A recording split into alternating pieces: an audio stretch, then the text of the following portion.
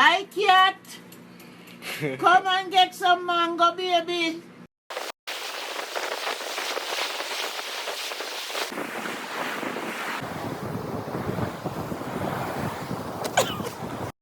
One, two, 1, 2, 3.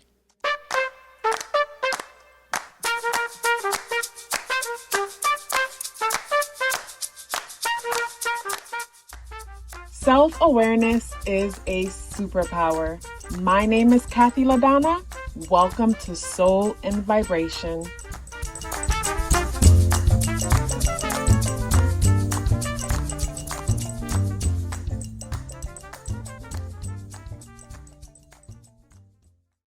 I hope the free thinkers are doing well. And if you're not doing well, I'm happy to remind you that you are the most powerful person that you know. You are the most powerful person that you know because only you can create your reality. Hey guys, today is January 10th and the day adds up and reduced to the number 9 vibration. If today is your birthday, happy birthday. So January 10th is associated with Mars energy. Tuesday is associated with Mars energy. And Mars is in Gemini and it is still in retrograde. It'll be going direct in just a few days.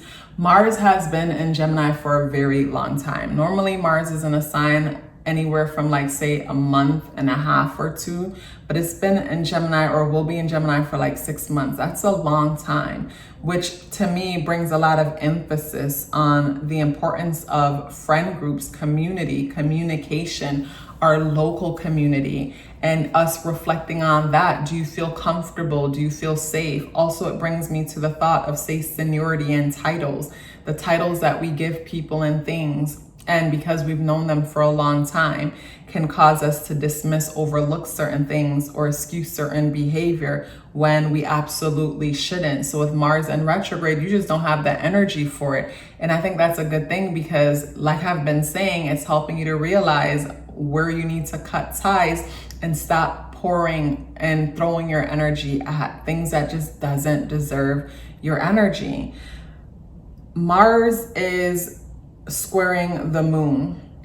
The moon is in Virgo. So the moon is in Virgo. It is in a place where we want to be helpful. We want to be of service. And sometimes with Virgo energy, our help can hurt. Like I have Virgo on the ascendant and it took me a long time to realize that my help can hurt. And for me to wait for people to ask for help and don't just oppose myself on other people because it can be disrespectful, because a lot of the times we can be projecting. And with the moon in Virgo, we can find ourselves being super critical, super analytical about ourselves, where we are, what we're achieving. Nothing is enough, nothing is good enough, and seeking perfection. And there's no such thing as perfection. And to me, perfection is to compare ourselves or something to someone else or something else. So there's no authenticity in perfection. So with the moon and Virgo, big emphasis on that. And the moon is squaring Mars in Gemini. So with Mars and Gemini energy, both Gemini and Virgo are both ruled by Mercury. And both deal with communication information. Virgo is more detailed and analytical, kind of dives deep into something. And Virgo energy, because it deals with that need for perfection or it deals with that virgin energy, and a virgin is inexperienced. Virgo to me is always questioning things or wanting to get a different perspective because it doesn't trust what it knows.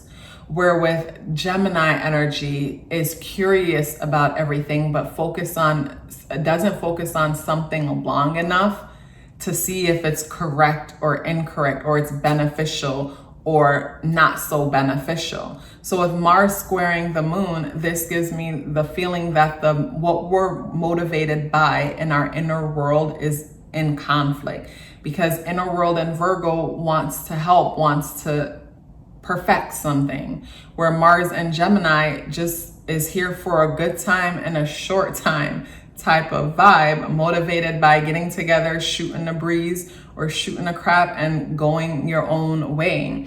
Mars is positively aspecting Venus in Aquarius. It's trining Venus in Aquarius.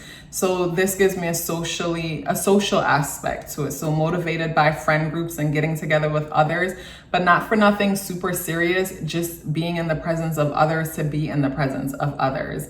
And Moon and Virgo wants to help, but you just need to just allow yourself to just be. Just enjoy the moment or enjoy things for what it is. Mars is also a part of a trine.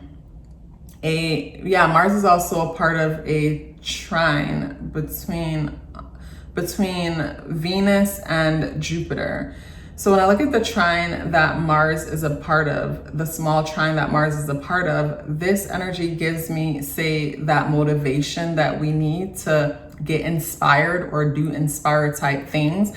When I look at the square happening between Mars and Virgo, to me, Virgo energy is where we anticipate everything, where we think about the future and we're up all night anticipating a conversation or an interaction only for it to happen, and it just doesn't go that way. And we realize that we should have gotten some sleep last night because things just didn't go the way we were afraid that it would go or we hope it would go. Instead, just live in the moment and allow each moment to just be.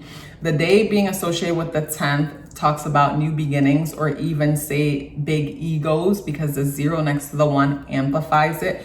The number 9 energy, the day adding up and reducing to the number 9, talks about endings. So to me, today is a day of beginnings and endings, both alike. The number 9 energy, also like the Moon and Virgo energy, doesn't want to rock the boat and wants to be of service. So this is where, with the number 9 energy, you know, everybody could say go along to get along type of vibe, but like this energy gives me more passive aggressive type of vibe, where it's like everybody is like going along to get along. Everybody wants to say be on the same accord, but at the same time, on the inside, everybody wants to be first. So it's like, I want to be first, but at the same time, I'm okay with acting like I don't want to be first, or I want the focus to be on me, but I'm okay with acting like I don't want the focus to be on me.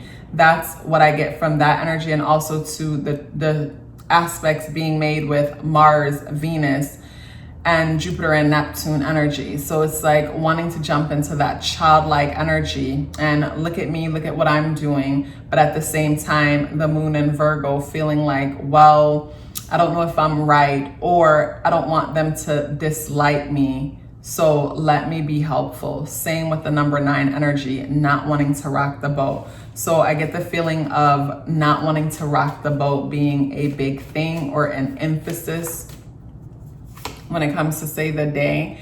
And the peacock energy is associated with the day. And when I see the peacock energy, my thoughts always goes to the importance of standing out, allowing yourself to shine. So to me, on this day, you can respectfully assert yourself, respectfully big yourself up, or respectfully speak about yourself or whatever it is that you're passionate about or excited about in a positive way. And don't allow yourself to dumb yourself down or dumb anything down to make anybody feel better, because it won't really benefit anybody. It won't benefit anybody to dumb yourself down that way. And eventually it just creates situations where people will take advantage and be disrespectful. So challenge yourself to stand in your truth on this day. And of course, the Moon is in a place of constant criticism and nitpicking and seeking perfection. And whenever you find yourself nitpicking yourself and trying to perfect yourself, just ask yourself, who am I trying to compare myself to? Who am I trying to imitate? Who am I trying to be like? Because to be perfect and authentic is just impossible. And the card associated with the day is the 5 of Cups in the upright position. And with the 5 of Cups in the upright position, this brings me to, say, focusing on the glass half empty, focusing on what it is that you've lost, or focusing on how things are not going your way, or how things are not working out for you, opposed to looking at all the reasons why things are working out for you and all the reasons why things are going your way. When it comes to life, life is a big energy game. So the more we focus on why we're blessed, why we're supported, why life is always working for us, the more situations will attract where life is always working for us, we're supported, and we're blessed.